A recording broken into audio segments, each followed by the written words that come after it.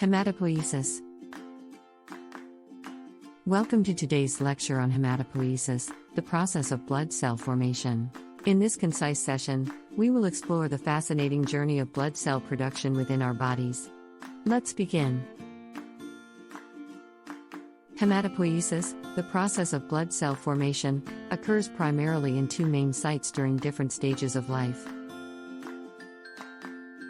In the early stages of fetal development, hematopoiesis takes place in the yolk sac, where the first blood cells are formed. Later in embryonic development, the liver and spleen become the primary sites of hematopoiesis. As the fetus approaches full term, hematopoiesis transitions to the bone marrow, which becomes the main site of blood cell production throughout postnatal life. In certain chronic hemolytic anemias, for example, transfusion-dependent thalassemia or sickle cell anemia, hematopoiesis can also be temporarily augmented in liver, spleen, and lymph nodes. The process of forming blood cells in primitive organs of hematopoiesis is known as extramedullary hematopoiesis, which will be discussed in thalassemia. The process starts with a pluripotent stem cell, a versatile cell capable of the maintenance of hematopoiesis, pluripotency, and the capacity for self-renewal. The multipotent stem cell undergoes differentiation into two main pathways, the myeloid and lymphoid lineages. In the myeloid pathway, the stem cell differentiates into various cell types, such as red blood cells, platelets, and certain white blood cells, like neutrophils and monocytes. Meanwhile, in the lymphoid pathway, the stem cell gives rise to lymphocytes, a vital component of our immune system.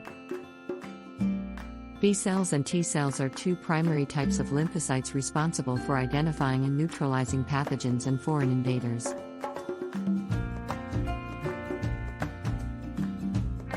Hematopoiesis regulation. Hematopoiesis starts with stem cell division, in which one cell replaces the stem cell, self-renewal, and the other is committed to differentiating into various blood cells. During early committed cells, there is low expression of transcription factors, which allows the cells to differentiate into discrete cell lineages. The external signals received by progenitor cells determine which cell lineage will be selected for differentiation.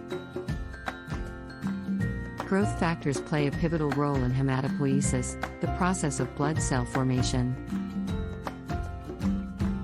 These small protein molecules act as key regulators, influencing the differentiation, proliferation, and maturation of hematopoietic stem cells in the bone marrow.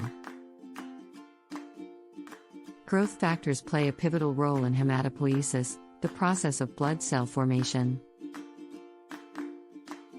For example, granulocyte stimulating factor or GCSF is required for the proliferation of early committed cells. Erythropoietin, for instance, promotes the generation of red blood cells, while GCSF stimulates the development of neutrophils. GCSF also helps differentiate and mature early committed cells into neutrophils. It also suppresses apoptosis and helps in the functional activation of neutrophils. The precise orchestration of these growth factors ensures the continuous replenishment of diverse blood cell populations and maintains homeostasis. Anomalies in hematopoiesis can lead to conditions like anemia, thrombocytopenia, and leukemia, which require specialized evaluation and treatment. By comprehending the intricacies of hematopoiesis, you can make informed clinical decisions and contribute to providing better patient care. This concludes our concise lecture on hematopoiesis. I hope this overview deepened your understanding of this critical process and its clinical implications. Thank you for joining us for this lecture. If you found it beneficial, please like and share it with your peers. For more educational content on hematology and other medical topics, be sure to subscribe to our channel.